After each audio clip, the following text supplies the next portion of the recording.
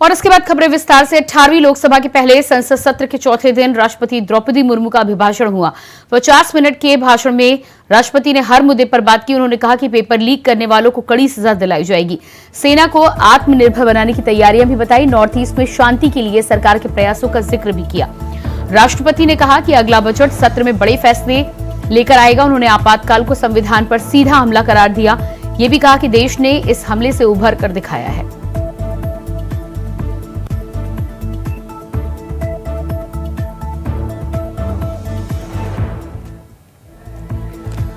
तो संविधान पर कई बार हमले हुए। राष्ट्रपति ने अपने अभिभाषण में संविधान पर हमलों को लेकर बात की। साथ ही साथ 1975 में पूरे देश में हाहाकार था।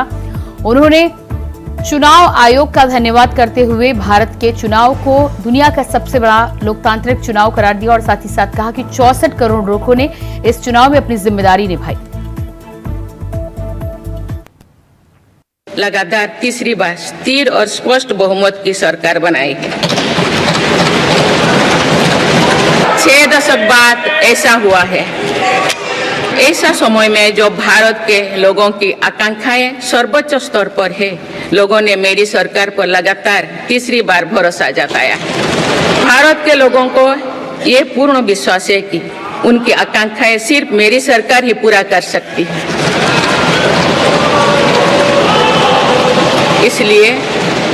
इसलिए 2024 का ये चुनाव नीति, नियत, निष्ठा और निर्णयों पर विश्वास का चुनाव रहा है।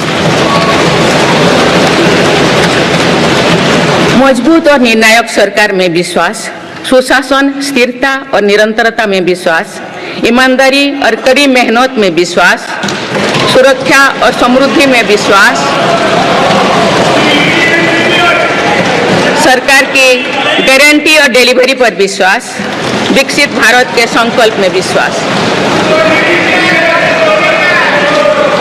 मेरी सरकार ने 10 वर्षों से सेवा और सुशासन का जो मिशन जनाया है, ये उस पर मुहर है। ये जनादेश है कि भारत की विकसित बनाने का काम बिना रुके चलता रहे और भारत अपने लक्ष्यों की प्राप्ति करते रहे।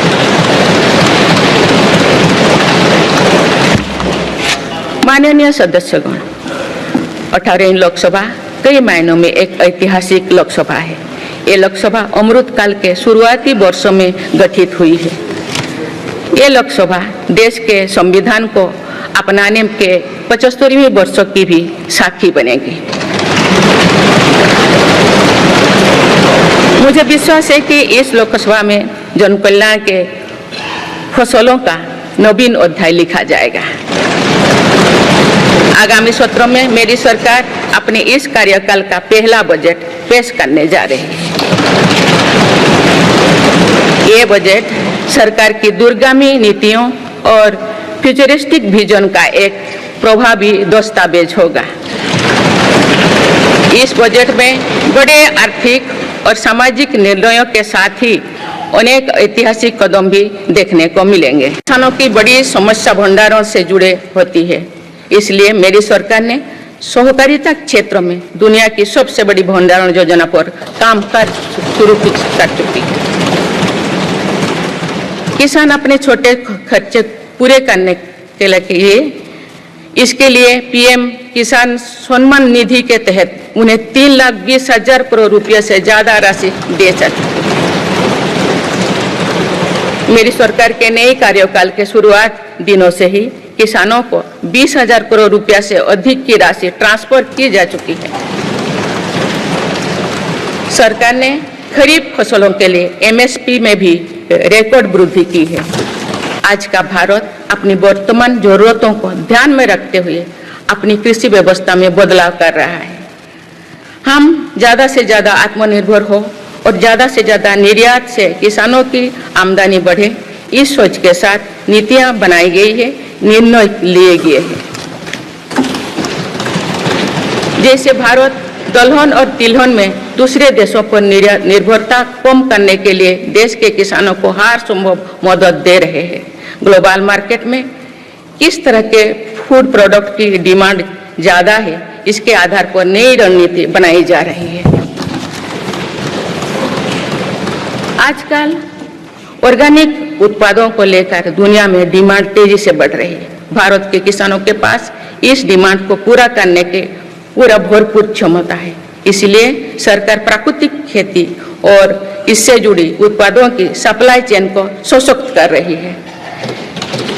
ऐसे प्रयासों से किसानों का खेती पर होने वाला खर्च भी कम होगा और उनकी आय भी और बढ़ेगी। हाल ही में कुछ परीक्षाओं में हुई पेपर लीक की घटनाओं की निष्पक्ष जांच और दोषियों को कड़ी से कड़ी सजा दिलवाने के लिए मेरी सरकार प्रतिबद्ध है। हमारे इससे पहले भी हमने देखा है कि कई राज्यों में पेपर लीक की घटनाएं होती रही है। इस पर दलीय राजनीति से ऊपर उठकर देशव्यापी ठोस उपाय करने की जरूरत है। संसद ने भी परीक्षा में होने वाली गड़बड़ियों के विरुद्ध एक सख्त कानून बनाया है। मेरी सरकार परीक्षाओं से जुड़ी संस्थाओं, उनके कामकाज के तरीके, परीक्षा प्रक्रिया सभी में बड़ी सुधार करने की दिशा में काम कर रही है। जयपुर विकास प्राधिकरण की तरफ से न्यू सांगने रोड के रजत पथ से अवैध अतिक्रमण के खिलाफ कार्रवाई शुरू कर दी गई है। गुरुवार को रजत पथ से पटेल मार्ग पर लगभग 2 किलोमीटर क्षेत्र में 130 से ज्यादा अवैध निर्माण हटाए जाएंगे। इसमें 85 दुकानें, 20 मैरिज गार्डन हैं। हालांकि जेडीए की कार्रवाई से पहले ही अतिक्रमणकारियों ने अपने स्तर पर अवैध निर्माण हटाने शुरू कर दिए हैं। बता दें कि न्यू सांगने रोड को 200 फीट चौड़ा करने के लिए बुधवार को बुलडोजर की कार्रवाई की शुरुआत हुई, जो देर शाम तक चली। मानसरोवर एरिया में इस महीने की जाने वाली ये दूसरी बड़ी बुलडोजर की कार्रवाई है। इससे पहले जेडीए ने हीरापत न्यू सांगने रोड पर वंदे मातरम तक 250 अवैध निर्माण ध्वस्त किए थे।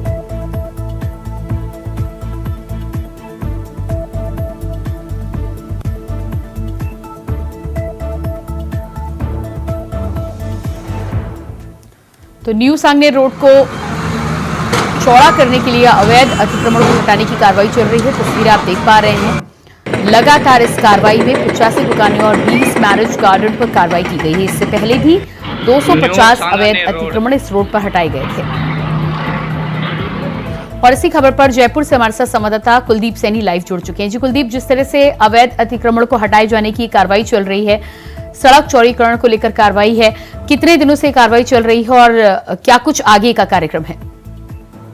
प्रियंका, जहां राजस्थान के राजधानी जयपुर में अब जैसे जैसे लोगों की रहने की संख्या बढ़ती जा रही है, क्योंकि शहरीकरण की ओर लोग बढ़ रहे हैं, क्योंकि हम देखते हैं कि गांवों से अब लोग पलायन करके शहरों में रोजगार के लिए चले आ रहे हैं, तो जयपुर में अब सड़कें छोटी पड़ने लगी है। और इसी को देखते हुए जेडीए ने 2004 के अंदर ही एक सेक्टर प्लान निकाला था और इस सेक्टर प्लान के मार्फत ही ये कार्रवाइयां की जा रही है। दरअसल 2004 के अगर मैप को हम देखें तो जिन क्षेत्रों पर सेक्टर रोड जेडीए की ओर से निकाली गई थी, उन सेक्टर रोड पर लोगों ने अवैध निर्माण कर लिया। कईयों ने अवैध दुकानें बनाई, कईयों ने सोसाइटियां वहां पर काट दी। उसके बाद लोगों ने रहना शुरू किया, दुकानें वहां पर बना दी, कमर्शियल काम शुरू किए। इन तमाम मुद्दों को लेकर 2004 से ये 2024 का समय हो चुका है। तकरीबन ये 20 साल का जो अंतराल है वो कहीं ना कहीं लोगों को एक राहत देता रहा कि जेडीए की ओर से किसी तरह की कार्रवाई नहीं होगी।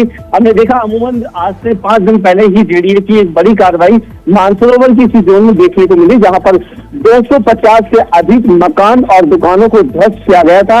और ये दूसरी बड़ी कार्रवाई है जो कल से शुरू हुई है।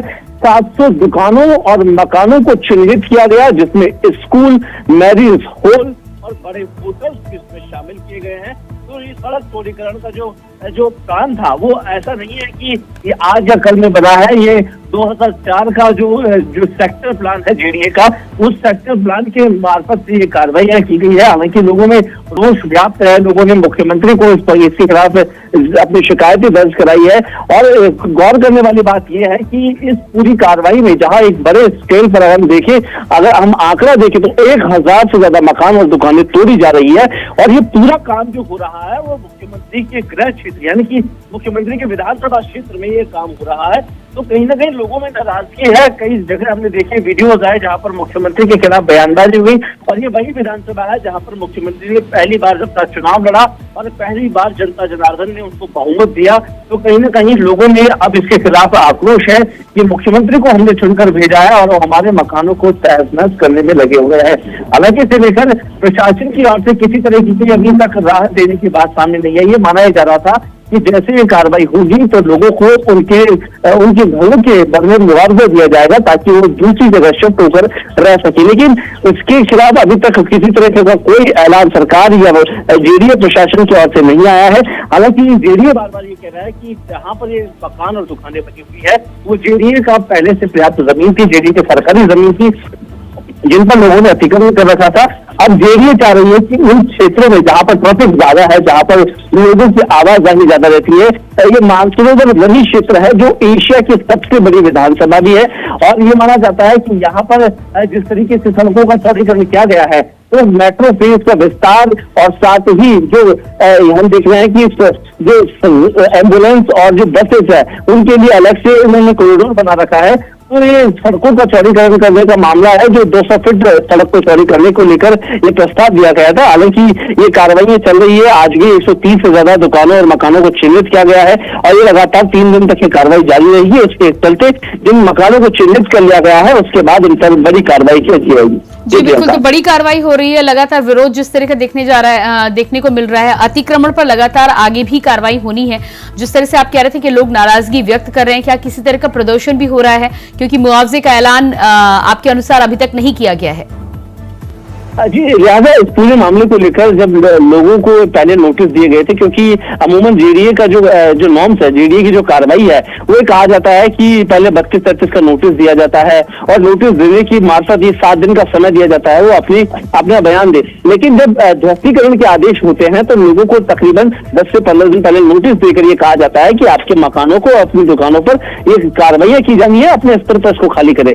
लेकिन 5 दिन पहले लोगों को नोटिस दिया गया और लोगों में आक्रोश है कि अगर जमीनों को यहाँ ध्वस्तीकरण करना ही था तो कम से कम यहाँ पर लोग सालों से रह रहे हैं, 20 साल से लोग यहाँ पर रह रहे हैं, उनके इस तरीके की उनके आशियानों को उजाड़ने के लिए अगर बुलडोजर चला रहे हैं तो कम से कम 10 से 15 दिन पहले नोटिस दिया जाए ताकि वो अपने घर को, अपने सामान को शिफ्ट कर सके। तो लोगों में नाराजगी जरूर है, लेकिन जैसे प्रशासन की जल्दबाजी रही तो लोगों ने जब जल्दबाजी दिखाना शुरू किया है, जहाँ पर हम देख रहे हैं कि घरों पर जब कार्रवाई की जा रही है, दुकानों पर कार्रवाई की जा रही है, लोग रातों रात अपने मकान और घरों को खाली कर रहे हैं ताकि इस कार्रवाई के अंदर किसी तरह की का उनको नुकसान ना हो। क्योंकि देखने को मिल रहा है लोग हम 20 सालों से रहे हैं तो जाहिर सी बात है अपने एक लंबे आशियाने के साथ लोग यहाँ पर जमे हुए हैं, लेकिन लोगों में नाराजगी भाव से लोग खुलेआम पर भाजपा और भजनलाल सरकार का खुलकर विरोध कर रहे हैं और इसका फायदा विपक्ष भी खासी तौर पर उठा रहा है। जी बिल्कुल, तो इस पूरे मामले में जिस तरह से अतिक्रमण को हटाया जा रहा है, जेडीए की तरफ से कार्रवाई हो रही है, क्या सरकार की तरफ से भी किसी तरह का कोई बयान आया है? देखिए, सरकार के हिसाब से जब हम देख रहे हैं कि मुख्यमंत्री जब ये कार्रवाई हुई है, अगर हम गौर करेंगे इन कार्रवाइयों पर तो जब पहली दफा जब कार्रवाई की गई थी मुख्यमंत्री दिल्ली रहे और ये दूसरी जब कार्रवाई की गई है तब भी मुख्यमंत्री पहले दिन दिल्ली चले गए। हालांकि उनके पास कहने को चीजें होंगी, क्योंकि कल जब दिल्ली थे तो उनका ये कहना था कि कल राजस्थान के जो लोकसभा स्पीकर है ओम बिरला, उन्होंने शपथ ली थी, उनके बधाई समारोह में गए थे, उनके कार्यक्रम में गए थे, तो कई तरह की बातें हैं। लेकिन खुले तौर पर अगर हम देखें तो ये कहा जा सकता है कि अभी फिलहाल तक मुख्यमंत्री ने किसी तरह की राहत देने की बात नहीं की है। जहां पर लोग और व्यापार संगठन के लोग हैं वो कहीं ना कहीं व्यापार मंडल के लोग उनसे मिल रहे हैं जाकर और उनसे बार बार कह रहे हैं कि जो भी ये कार्रवाई हुई है उसमें कम से कम मुआवजा दिया जाए ताकि लोग अपने लिए रहने को घर बना सकें। कुलदीप, इस जानकारी के लिए बहुत शुक्रिया आपका। और इसके बाद बात करेंगे अगली खबर को लेकर। जौनपुर के पत्रकार आशुतोष श्रीवास्तव हत्याकांड में 1 महीने से ज्यादा का वक्त बीत जाने के बाद भी ना तो नामजद आरोपियों और साजिशकर्ताओं की गिरफ्तारी हुई है, ना ही उनके खिलाफ कोई कार्रवाई की गई है, जिसको लेकर मृतक पत्रकार के परिजनों और स्थानीय लोगों में भारी आक्रोश व्याप्त है। मामले को मृतक के परिजनों को इंसाफ दिलाने के लिए पत्रकार संघ और सामाजिक संगठन की तरफ से जौनपुर में कैंडल मार्च निकाला गया। उप जिलाधिकारी को ज्ञापन सौंपा गया, जल्द कार्रवाई की मांग की गई है। साथ ही मामले में सीबीआई जांच की मांग भी उठाई गई है। मैं अगर मर जाऊं तो मेरी एक अलग पहचान लिख देना, मेरे लहू से मत्थे पर हिंदुस्तान लिख देना। आज हम बात कर रहे हैं जौनपुर के उस होनहार पत्रकार आशुतोष श्रीवास्तव की जो अब इस दुनिया में नहीं रहा, बीते 13 मई को जो है बाइक सवार बदमाशों ने आशुतोष श्रीवास्तव की गोली मारकर हत्या कर दी थी। वही आशुतोष श्रीवास्तव की हत्याकांड के बाद जो है लोगों में आक्रोश व्याप्त है। तो वही जो है आज जो है पत्रकार को श्रद्धांजलि देने के लिए तमाम सामाजिक संगठन के लोग और जो है जौनपुर के पत्रकार संघ जो है कैंडल मार्च निकालकर जो है श्रद्धांजलि देने पहुंचे। तो हमारे साथ बात करने के लिए लोग हैं, जानेंगे क्या कुछ उनकी मांग है, क्या कुछ आरोप है। सर, आज जो है पत्रकार आशुतोष श्रीवास्तव की हत्या को लेकर लोगों में आक्रोश है, क्या मांग है आप लोग की? मेन मांग यह है कि न्याय मिले उनको।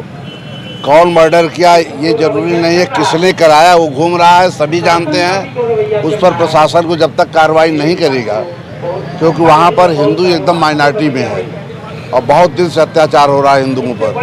प्रशासन जो है कार्रवाई भी की है, 2 लोग जेल भेजी है, मुठभेड़ के दौरान एक को गिरफ्तार मार गिराया गया है। तो अब आगे क्या मांग है आप लोग की? मांग यही है कि जो लोग उसको करवाएं, जो उन्होंने सुपारी दिया उन पर कार्रवाई हो। दूसरा है कि इनके पत्रकार के परिवार को आर्थिक सहायता सरकार दे, इनके परिवार के एक व्यक्ति को नौकरी की व्यवस्था हो सके, सरकार दे।